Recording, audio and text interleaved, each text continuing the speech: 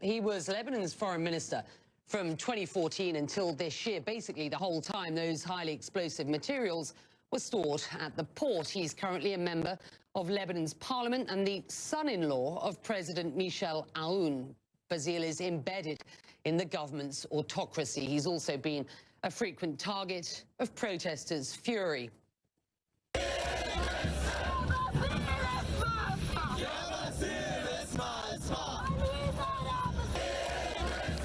Well, you can hear those derisive chants. And what are people upset about? Well, a lack of basic services. Electricity doesn't run for much of the day. In the capital, value of the Lebanese pound collapsing by more than 60%. There's been an economic implosion while the political classes are accused of squeezing the country dry. Bassil is seen on the street as a key part of that. But he also has his share of supporters. He leads the country's largest Christian bloc in Lebanon's sectarian power system. His party is also an ally of the Iranian-backed Hezbollah. Gibran Bassil joins me now from Skype. We thank you, sir, for joining us. In the aftermath of the explosion, you tweeted, and I quote here, "The grief of the victims and the devastation is great, but the will of life is stronger than those responsible for the crime. With intent or negligence must be tried." So you seem to imply you believe there may have been intent. What are you suggesting? Thank you for receiving me first. This is, let me say, divided into two parts. One, there is negligence for no matter what, because since 6 years there is the ammonium nitrate present there in huge quantities. So no matter what the explanation about this should not have been there for the first part. And there is no justification for this. And those who are responsible for the negligence should be change things. Yes, we have to believe in our country and in our people, and that the corruption is not our destiny.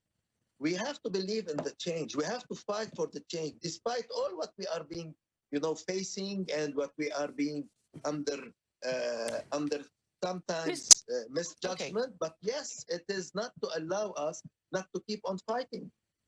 Mr. Bassil, I invite you onto my show today, not because you represent the voice of the majority of Lebanese people, because in fact you don't. For millions of Lebanese, you epitomize the nepotism and corruption of a ruling elite that has plunged this country into the pit of despair. I invite you on today as the leader of the biggest party in parliament, with significant influence within the government, with oversight over the past decade of the energy portfolio, which has sucked up the equivalent of half of the national debt, and yet power not on for 20 hours a day. I invite you on to ask you whether you will accept personal and professional responsibility for today's crisis.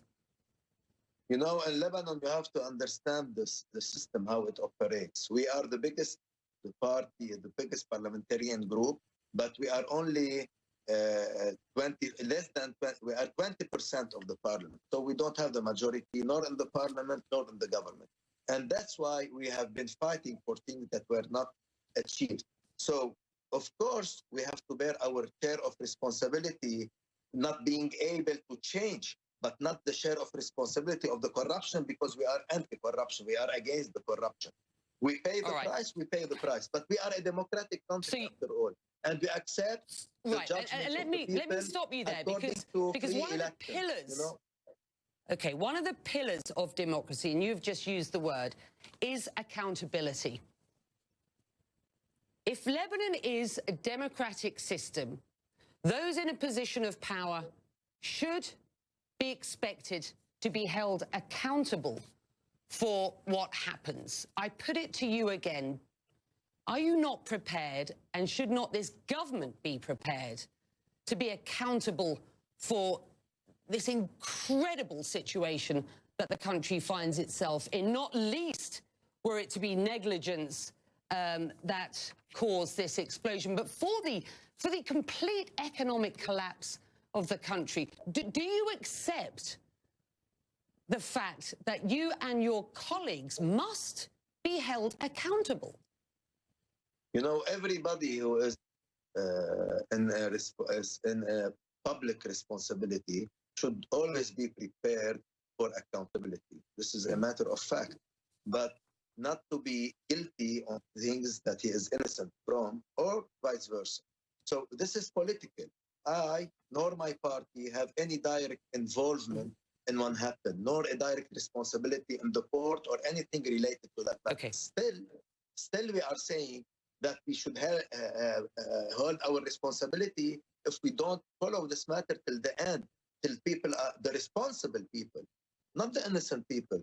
The responsible people should be taken to accountability. I don't hear you accepting the notion of accountability. But let me just move on, because the French president is certainly calling for accountability and specifically for reform. He visited Lebanon yesterday. He rolled his sleeves up and he took to the streets to show his sympathy and support for those who have been affected by this catastrophe. I didn't note a single member of the government doing the same thing. What is your response to the French president's appeal now for reform? And what do you expect to hear from him next? You know, in difficult times, you find the real friends. And